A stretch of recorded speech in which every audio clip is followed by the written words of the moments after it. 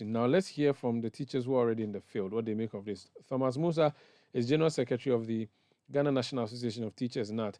Mr. Musa, alarming, or is it not? Are you alarmed by the mass failure? Certainly, it's a national issue, and we need to take it out from there. But good evening to yourself and to all your listeners.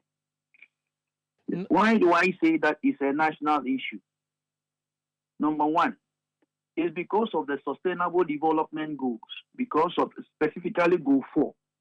That says that we should not leave anyone behind. And so it is not only a national issue, but an international issue. And regarding the international dimension too, recently, in 2018 and somewhere 2020 and 2021, the World Bank published its Human Capital Index report talking about our human capital. That if care is not taken in the next 18 years, 56% of our human capital will go waste.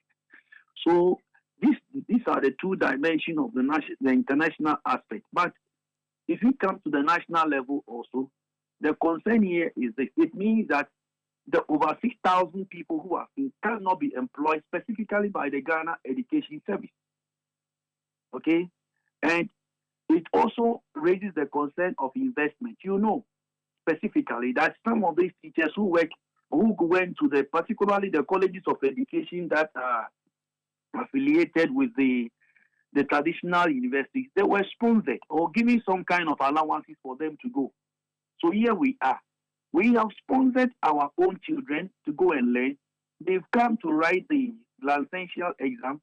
And out of about 8,000, we are talking about over 6,000 that couldn't make it, and you have only about 1,200 that have made it. The question is, what happens to the investment that the state has made?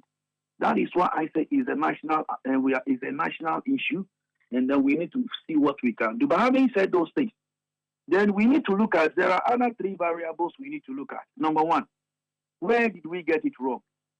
Is it about we did not attract the right quality and the quantity of prospective teachers or teachers able to be teachers that went to the colleges of education?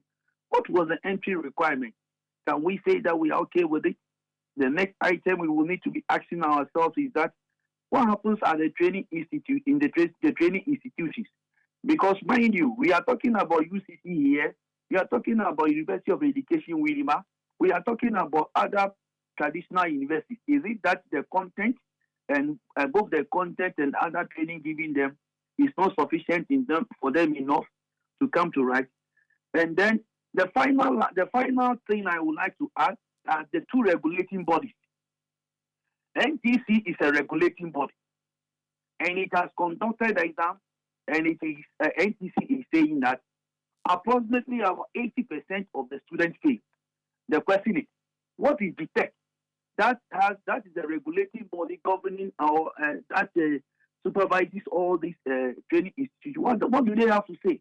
So these are questions that these institutions will have to help us to address, particularly as we all await for the NTC to give us the full publication of the report based upon which they are telling us that about 80% of our students who came out of the colleges and other training institutions failed the detect and how do you call it the NTC exam or the licensure exam. Now the vacancies or there's a vacancy. Then what that means that the number of teachers required is higher than it would ordinarily have been because all these teachers have failed to make it. How are you going to deal with it in the classrooms, considering that you have some teachers you are a few teachers short or a number of teachers rather short? Yes. So the law, until you have your license or you have passed the licensure exam, you cannot be employed. So at this particular point in time, it is not possible for the Ghana Education Service to go ahead to employ these people because we have quite a number of them who failed the exam and they were not employed. So there is already a precedent, and that precedent cannot be broken at this particular time. The issue, like I have said, for me, it requires a national dialogue. We need to find out what is it. This is not the first time that we are getting to this particular place. We've been here before. and it was like, oh, business as usual. The following week, we forgot about it. But this particular time, I don't think it should be business as usual. We all need to come together in a national dialogue. We bring all the regulating bodies here. We're talking about NTC and GTEC. We bring on board the training institutions here. We are talking about the traditional universities and also the colleges of education that are affiliated to them, all under GTEC. Then we come to look at the issue of Ministry of Education and the Ghana Education Service. We all come together, then we find out what is it that we are not doing right. What are the gaps and how do we address them? It will help all of us. Because I don't think that it is in the national interest for us to train about almost 8,000 people, and at the end of the day, over 6,000 will not make it. We cannot continue that way. We cannot spend our scarce resources in doing that. I don't think so. Thank you for speaking to us. So God bless you. God bless you too. That's Thomas Musa. He's General Secretary of the Ghana National Association of